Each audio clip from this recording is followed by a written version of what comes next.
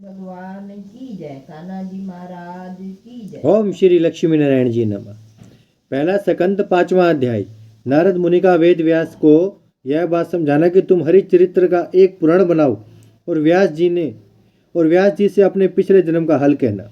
नारद मुनि ने व्यास जी को चिंता में देखकर कहा कि इस समय तुम बड़े सोच में दिखाई देते हो।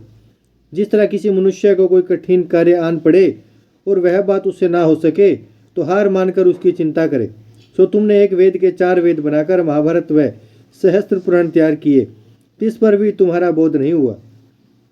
यह वचन सुनकर वेद व्यास बहुत प्रसन्न हुए कि इन्होंने हमारे मन की बात को जान लिया। फिर व्यास जी अपनी चिंता का हल नारद मुनि से कहकर बोले कि आप दिन रात परमेश्वर के भजन में लीन रहते हैं, सो दया करके ऐसा उपाय बतलाइए कि जिसमें हमारा चित्त शुद्ध हो जावे। यह बात सुनकर नारद मुनि बोले कि हे व्यास जी, जिस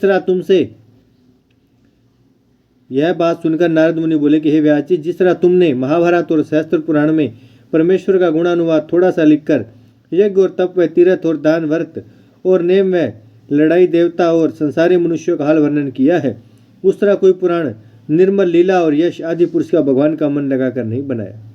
इस कारण तुम्हारे चित्त को संतोष नहीं हुआ। परमेश्वर की लीला के सिवा दूसरे पुराणों को पढ़ने और सुनने में परिश्रम भूत व लाभ थोड़ा होकर उसका फल सदा स्थिर नहीं रहता। यह सुख थोड़े दिन भोग कर फिर जन्म लेना पड़ता है और श्री परमेश्वर की कथा में चित्त लग जाने से जितना फल व सुख प्राप्त होता है वह हाल वर्णन नहीं हो सकता। जिन लोगों को संसार में अनेक तरह के डर व दुख लगे रहते हैं वह सब व्रज रूपी हरि कथा सुनने और पढ़ने से छूट जाते हैं। इसलिए जिस पुराण और भजन में परमेश्वर की लीला और नाम लिखा हो उसी को उत्तम समझना चाहिए। जिस तरह नौका इच्छा पूर्वक पवन चलने से अपने स्थान पर जल्दी पहुंचती है, उसी तरह संसारी मनुष्य परमेश्वर का भजन और स्मरण करने से संसार में वांछित फल पाकर मरने उपरांत भवसागर पार उतर जाते हैं। जैसा सुख भगवत भजन व हरि चरणों में ध्यान लगाने से प्राप्त होता है, वैसा आनंद इंद्र और कुबेर आदि देवताओं को भी नहीं मिलता। इसलिए मनुष्य को उचित है कि अपने मन में संतोष रखकर किसी प्रयोजन के बिना परमेश्वर का भजन व स्मरण किया करे।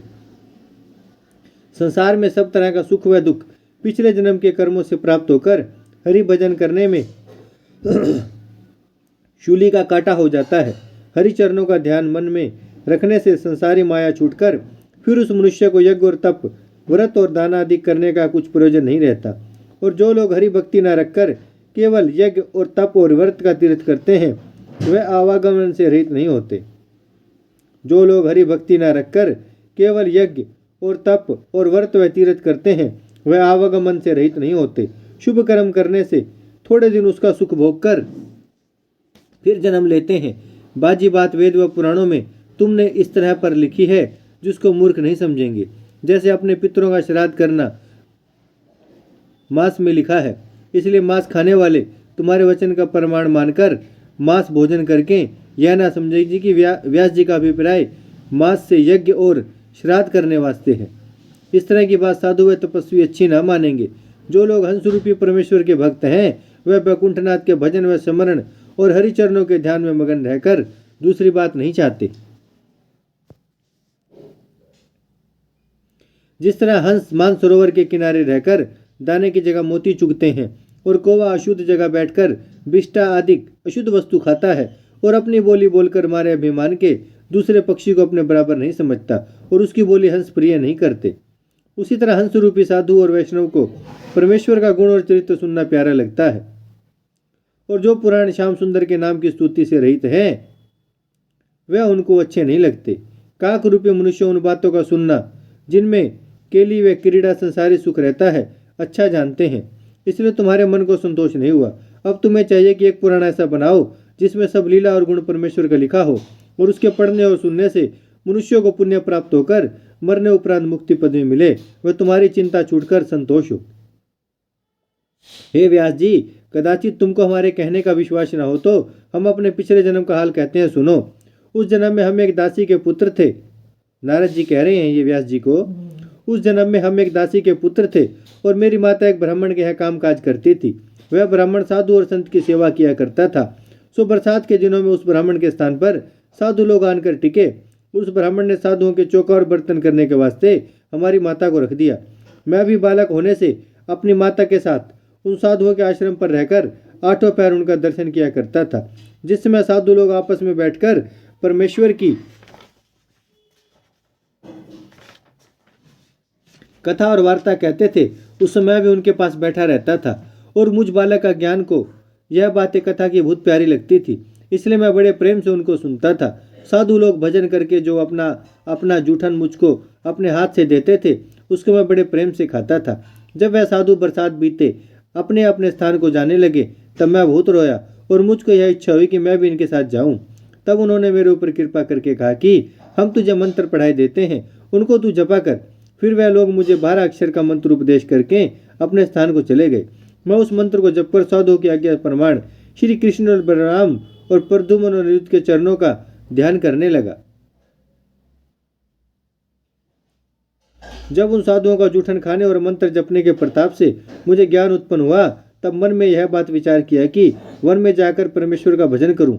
यहाँ किस वास्ते पड़ा रहूं, पर मेरी माता मुझसे बड़ा स्नेह रखकर एक क्षण भर मेरा साथ नहीं छोड़ती थी, इसलिए मैं उसको अकेला छोड़कर कहीं जा नहीं सकता था। सो परमेश्वर ने मेरे चित्त का हाल जानकर ऐसा संयोग किया कि हमारी माता सांप काटने से, जो उसी ब्राह्मण के वास्ते दूध दुहाने जाती थी, राह में मर गई।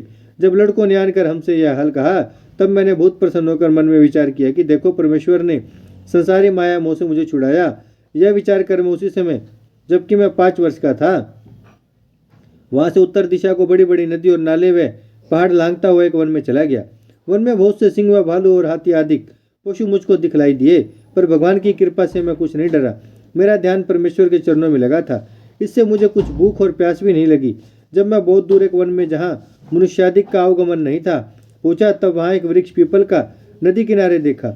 जब मैंने उस वृक्ष के नीचे जड़ पर बैठकर परमेश्वर के स्वरूप का ध्यान किया था, तब भगवान का दिव्य रूप मुझको ध्यान में ऐसा देख पड़ा कि एक मनुष्य सुंदर, जिसके मुखराविंद का प्रकाश सूर्य से भी अधिक था, चतुर्भुजी मूर्ति, शंख व चक्र व गदा व पद्म अपने हाथ में लिए, पीताम्बर और वैजयंती माला धारण किए, किरीट और मुकुट और कुंडल कानों में पहने, श्याम स्वरूप, कमल नयन, लंबी भुजा, घुंघर